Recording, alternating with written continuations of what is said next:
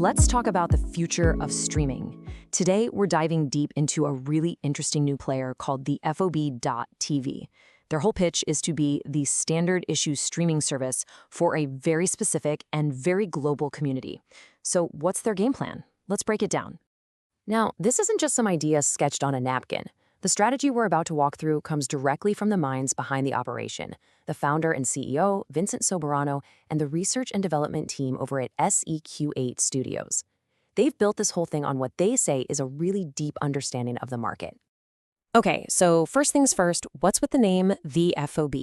Well, that name is everything. For anyone who's served, a FOB, or a forward operating base, means something powerful. It's that safe place inside the wire where you can rest, resupply, and most importantly, connect with your people.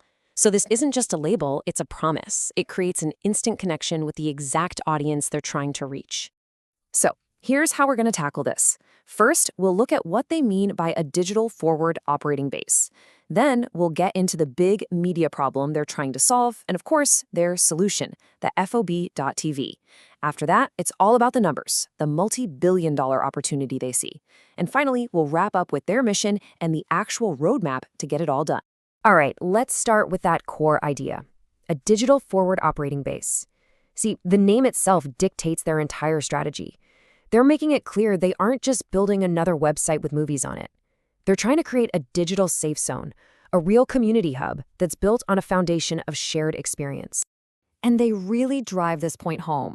They say this is not a Netflix for veterans. I love this next part. They call it a digital VFW hall. Think about that. It's a place for entertainment, yeah, but also for connection and for resources. It's a completely different value proposition, moving way beyond just passive streaming. So every great idea solves a problem, right? What's the problem here? Well, according to the founders, it's a huge gap in the mainstream media. There's this massive, passionate, global community that is just being completely ignored. And if you look at it from the creator side, it gets even worse. It is incredibly tough for independent filmmakers in this space. For starters, the mainstream giants just vacuum up almost all the revenue. Then there's this thing called the waterfall model for film financing. It basically means the big platforms and distributors get paid first, and the actual creators get whatever trickles down, if anything. And to top it all off, the revenue models are so murky, there's no reliable way to even audit the numbers. It's a tough system. So what's the fix? Well, their solution is pretty straightforward and pretty bold. If the system is broken, don't try to fix it. Build your own. Create, operate, and monetize a platform that puts the power back where it belongs, with the creators and the community. And we're not just talking about another app for your phone. No. The vision here is a complete, vertically integrated ecosystem. We're talking an online streaming platform, sure, but also their own distribution company, their own content production, content acquisitions, even their own film market and festival. It's the whole shebang, all under one roof. And of course, the goal is to be everywhere their audience is. Whether you're watching on a tablet at your desk, or you've got it up on the big screen TV in the living room for the whole family. The FOB.TV is being built to be seamless. The idea is for it to become a natural part of daily life. Okay, this all sounds great, but is it a viable business? Let's get to the part you've been waiting for, the numbers. This is where we see the multi-billion-dollar opportunity that's fueling this whole mission.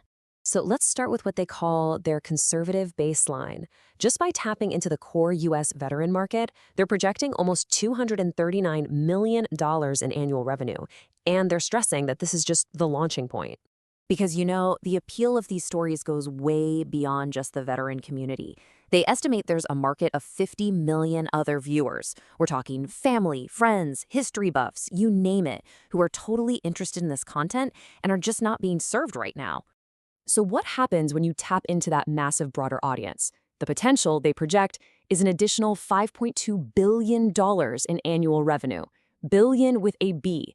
That really shows you the true scale of what they believe they're tapping into here, a huge and deeply engaged market. And how are they going to get there? Well, part of the strategy is a really accessible price. At $9.95 a month, they're pricing themselves well below the big guys like Netflix. The thinking is that this makes it a really clear and easy value proposition for their target audience.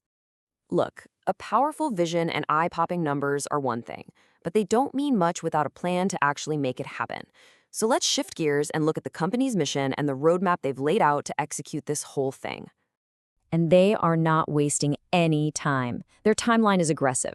They're talking about launching the team in March, getting the design done in April, acquiring the content in May, and having a working alpha prototype ready to go by this summer. This is all about speed and disciplined execution. Their overall strategy is a classic, smart, three-step process. First, build that alpha prototype to get funding and partners locked in. Second, do a controlled beta test to get real user feedback and smooth out all the rough edges. And finally, step 3, the full commercial release. It's a logical, step-by-step approach to bring this to market. But you're probably wondering, what can you actually watch on day one? Well, they've got a clever, cost-effective content strategy. It's got 3 parts. They'll have anchor content, a couple of really high-quality, independent military documentaries. They'll have filler content, over 20 hours of public domain combat footage, repackaged. And they'll have original content, like their own flagship podcast, FOB Talk. The goal is to have between 50 and 100 hours of content ready to go right at launch. So it all comes down to this one big question. What is bigger than a single blockbuster movie? The answer they're betting on is a platform that serves a perpetual, global, and deeply connected subscriber base. That is the real opportunity they believe they are building with the FOB TV.